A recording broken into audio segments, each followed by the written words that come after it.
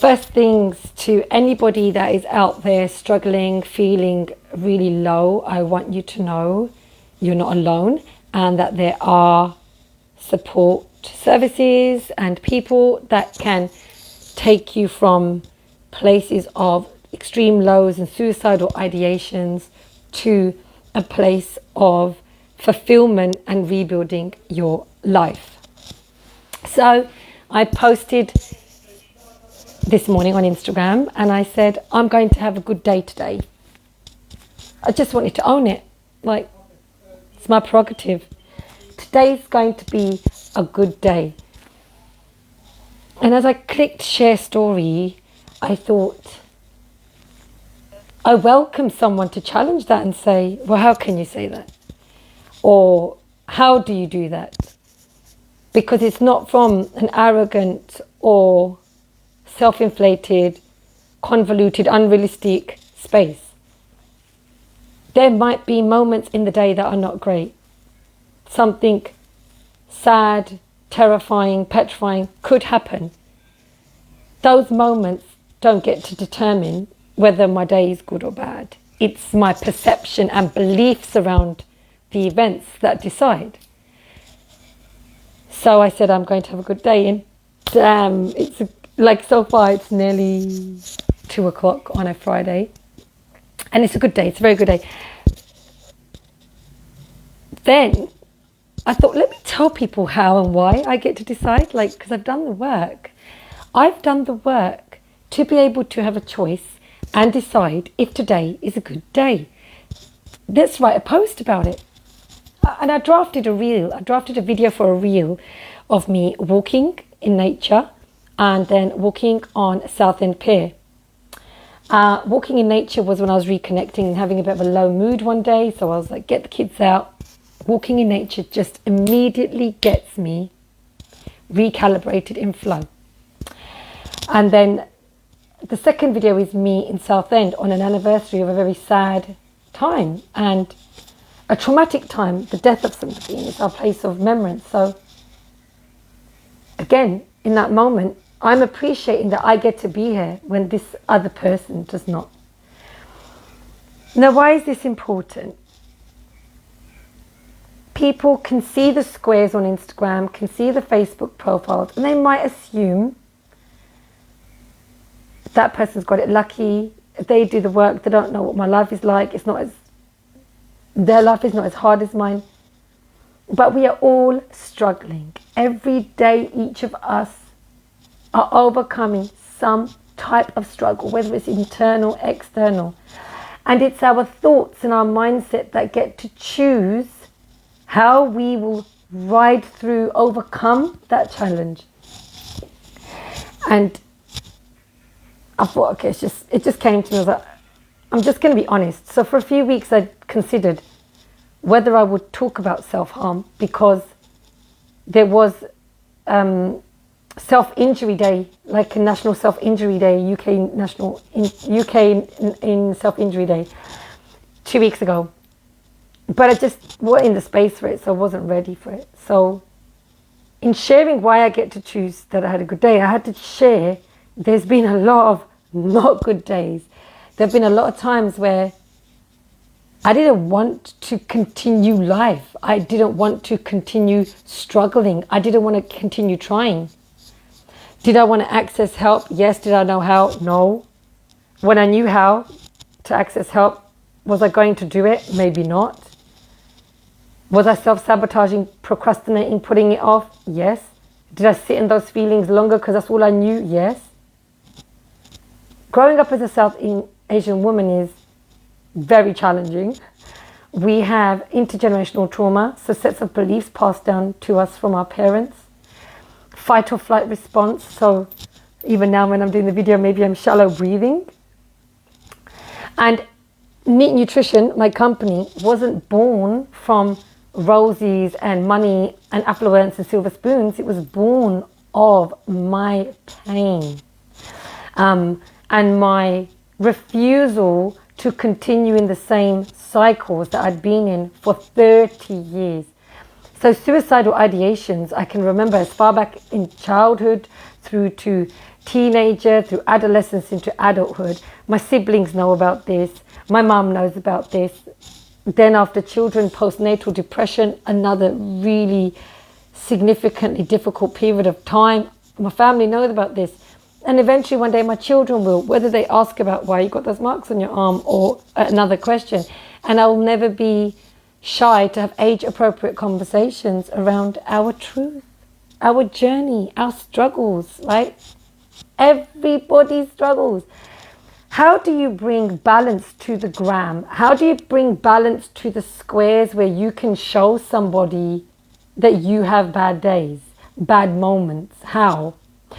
I don't have bad days, which is why I woke up and said, it's a good day. And oh my God, it's so good today. But I think it's through sharing the history and our own challenges that we've experienced, and through honesty to the overall reason of the page. Mine is to free women from food oppression, from diet culture, from being told what you need to look like, who to speak to, be a people pleaser, feeder, cleaner, parent, wife, sister, mother, daughter. And everybody gets to make a choice because we are alive, we are breathing. So I've seen loved ones go. That's why, to me, that's a huge why. But also, I wasn't just, deeply, severely depressed, suicidal ideations, self-harm. You can do food abuse, substance abuse. You can numb your feelings in so many ways. I was smiling on the outside, going to work. People would never have known. To be here today, to be the one that supports the women, to be able to share this, doesn't just happen. It's years of work. And I do the work and I love doing the work. And, now I'm like, if there's a mountain, I'm at the bottom of a mountain. Oh yeah, bring it on. That's what it is about being unshakable, because you don't see and perceive those challenges now as having broken me or trying to break me. I see and perceive the challenges as something that I'd gone through to help shape me. But the key thing here, and what I said in the post, was that no amount of visualization, vision boarding, affirmations is going to sort the situation, help you. Yeah, it can support some of the journey. But that alone, if you have got complex PTSD, depression, anxiety, it's not going to work. That's why it came upon me at that point of saying, I'm going to have a good day. Oh, let me share that, how I make sure, or how I feel with that confidence to say I'm going to have a good day. Oh, well, I can share that I didn't have good days. Lots of times that I've not had good days. But then how did I get the tools to be able to shape the good day? And here they are. Then the 5 pages that I shared just became like organic and easy because I do the work. I pay for the professional. I pay for the expert. Now, you can do some of the work with books. Are you going to do the practice? Are you going to read the book, read the exercise and show up and do the work? Are you going to do the homework? Are you going to fill out the journal? Are you going to consistently show up? Because it's about consistency. There's no one fix. You're not going to just go to one therapy session and ta-da, read one book and journal once and it's going to be okay. So the pages I shared were because we all falter in that space. So if I do have a bad moment, something not nice happens, then I've got to be able to process that. Some people do it alone. For me, I shared the people that helped me process it.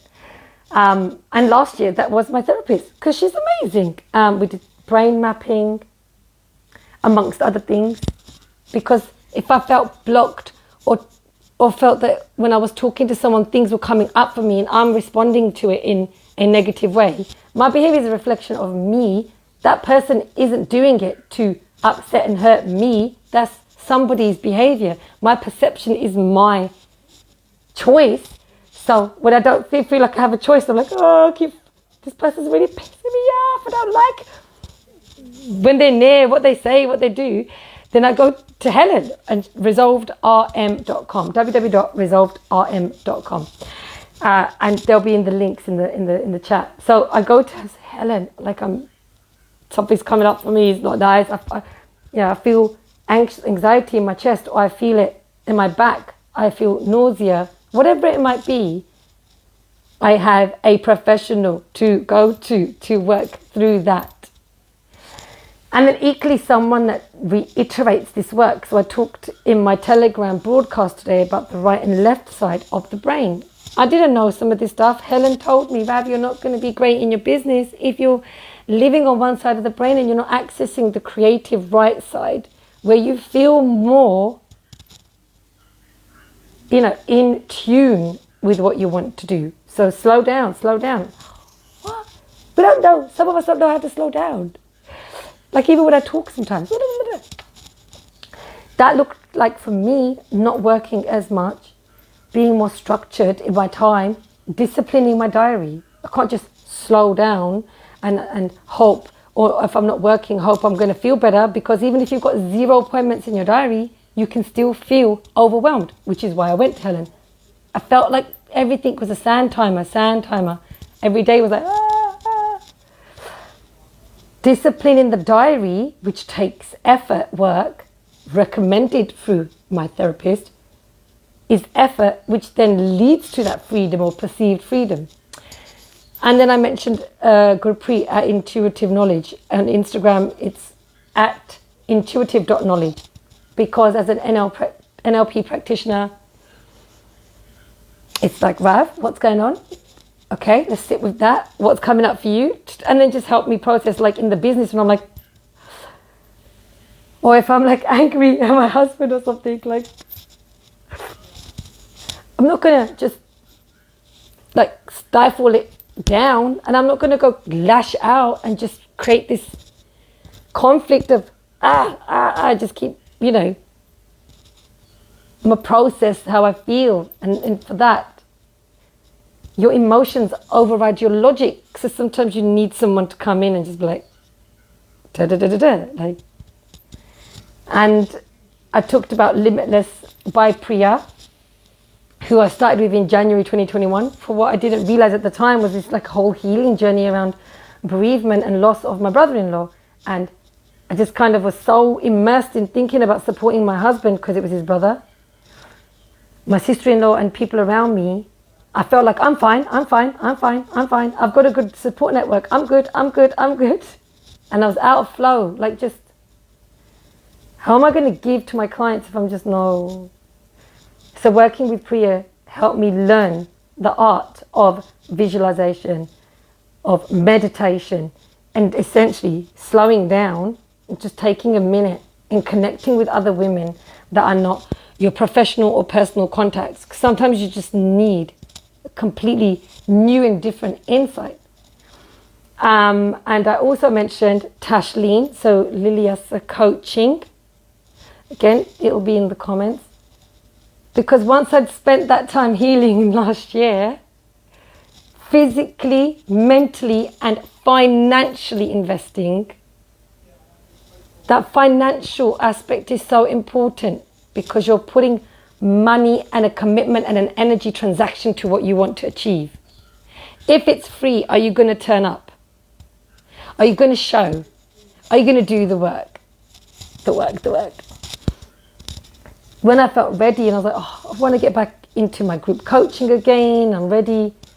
I worked with Tashleen, who is business and life balance coach. So I was like, yeah, I don't want to go all in the business and burn out, be exhausted. 2020 was quite exhausting.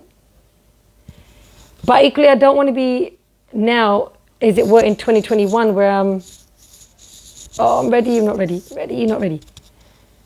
And so Tashleen and I working one-to-one, again, investing, just went back to the foundations and the basics of the business, why I started this, like, what am I here to deliver? Why do I want to work with women? Why do I want to free women from diets?